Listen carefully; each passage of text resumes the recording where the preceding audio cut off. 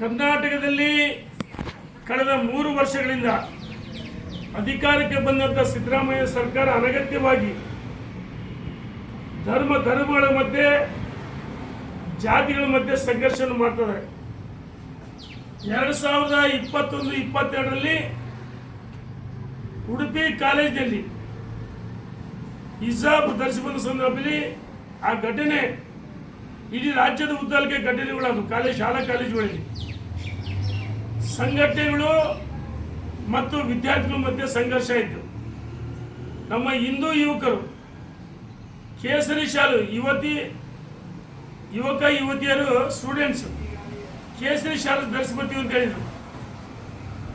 ಸರ್ಕಾರಗಳು ಅನಗತ್ಯವಾಗಿ ಈ ಸಂಘರ್ಷವನ್ನು ತಪ್ಪಿಸ್ಬೇಕಂತೇಳಿ ಅಂದಿನ ನಮ್ಮ ಸರ್ಕಾರ ಈ ಜಾತಿ ಸಂಘರ್ಷ ಧರ್ಮ ಸಂಘರ್ಷ ತಪ್ಪಿಸೋ ಸಲುವಾಗಿ ಸಮವಸ್ತ್ರ ಮೊದಲಿಂದ ಇವತ್ತಿನಿಲ್ಲ ಸಮವಸ್ತ್ರ ಧರಿಸೋ ಉದ್ದೇಶ ವಿದ್ಯಾರ್ಥಿಗಳು ತಾರತಮ್ಯ ಇರಬಾರ್ದು ಅಂತೇಳಿ ಸಮವಸ್ತ್ರ ಕಡ್ಡಾಯವಾಗಿ ಸರ್ಕಾರ ಮಾಡಿದೆ.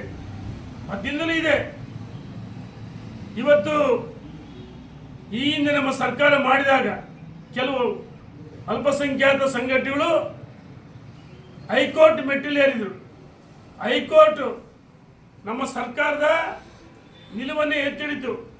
ಸುಪ್ರೀಂ ಕೋರ್ಟಲ್ಲಿದೆ ಹಿಜಾಬ್ ವಿವಾದ. ಇವತ್ತು ಕಾಂಗ್ರೆಸ್ನಿಂದ ಅಲ್ಪಸಂಖ್ಯಾತರು ದೂರ ಆಗ್ತದೆ.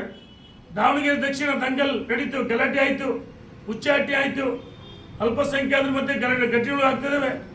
ಬೆಂಗಳೂರಲ್ಲಿ ಅಲ್ಪಸಂಖ್ಯಾತ ಸಮಾವೇಶ ಆಗ್ತದೆ.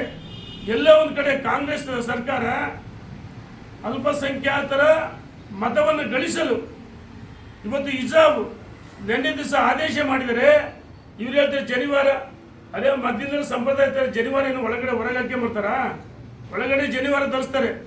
ಇದನ್ನು ಎಲ್ಲರಿಗೂ ನಾವು ಒಂದೇ ಕಾನೂನು ಮಾಡಿವಿ ಅಂತ ಹೇಳಿದರೆ ನಾವು ಹೇಳ್ತಾ ಇದ್ದೀವಿ, ತಕ್ಷಣ ನೀವು ನ್ಯಾಯಾಂಗ ನಿಂದೆ ಸರ್ಕಾರ ಕೋರ್ಟ್ ಆದೇಶವನ್ನು ಉಲ್ಲಂಘನೆ ಮಾಡ್ತೀರಿ, ನ್ಯಾಯಾಂಗ ನಿಂದನೆ ಆಗುತ್ತೆ. ನಿಮಗೆ ಈ ನೆಲದ ಕಾನೂನು ಬಗ್ಗೆ ಗೌರವ ಇದ್ದರೆ ತಕ್ಷಣ ಏನು ನಾಟಕೀಯವಾಗಿ ಅಲ್ಪಸಂಖ್ಯಾತರ ಮತಗಳನ್ನು ಓಲೈಸಲು ಹಿಜಾಬ್ ಆದೇಶ ಮಾಡಿದಿರಿ. ಮಾನ್ಯ ಮುಖ್ಯಮಂತ್ರಿ ಸರ್ಕಾರ ಮತ್ತು ಸಚಿವರಿಗೆ ಒತ್ತಾಯ ಮಾಡ್ತೀವಿ. ನೀವು ಸರ್ಕಾರ ಮೊಂಡುತನ ಮಾಡಿದರೆ ನಾವು ನಮ್ಮ ವಿದ್ಯಾರ್ಥಿನಿಯರಿಗೆ ಶಾಲಾ ಕಾಲೇಜುಗಳಲ್ಲಿ ಕೇಸರಿ ಟವಲ್ ಧರಿಸ್ಕೊಂಡು ಬನ್ನಿರಿ ಅಂತೇಳಿ ಕರೆ ಕೊಡ್ತಿದ್ದೀವಿ. ರಾಜ್ಯದಲ್ಲಿ ಈ ಜಾತಿ ಸಂಘರ್ಷ ಧರ್ಮ ಸಂಘರ್ಷ ಆದರೆ ವಿದ್ಯಾರ್ಥಿಗಳ ಮಧ್ಯೆ ಸಾಮರಸ್ಯ ಇಲ್ಲ, ಸಂಘರ್ಷ ಆಗುತ್ತೆ. ಸಾಮರಸ್ಯದಿಂದ ಎಲ್ಲ ವರ್ಗದ ವಿದ್ಯಾರ್ಥಿಗಳ ಬಗ್ಗೆ ಸಾಮರಸ್ಯ ಚೆನ್ನಾಗಿ ಇರಬೇಕು. ಮತ್ತು ನಾವು ಹೇಳ್ತಿದ್ದೀವಿ, ಶಿಕ್ಷಣದಿಂದ ಇವತ್ತು ಬಡತನ ನಿವಾರಣೆ ಆಗುತ್ತೆ. ಏನು ಅಲ್ಪಸಂಖ್ಯಾತರ ಮಕ್ಕಳು ತಾರತಮ್ಯ ಬೇಡ, ಒಳ್ಳೆ ಶಿಕ್ಷಣ ಕೊಡ್ರಿ.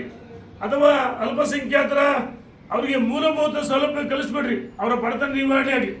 ಆದರೆ ಧರ್ಮದ ಹೆಸರಿನಲ್ಲಿ ನೀವು ಈ ರೀತಿ ಸಂಘರ್ಷ ಮಾಡಿಕೊಡಿದ್ರಿ. ನಾವು ಹೇಳ್ತಿದ್ದೀವಿ, ಇದನ್ನು ವಾಪಸ್ ಪಡಿಬೇಕು.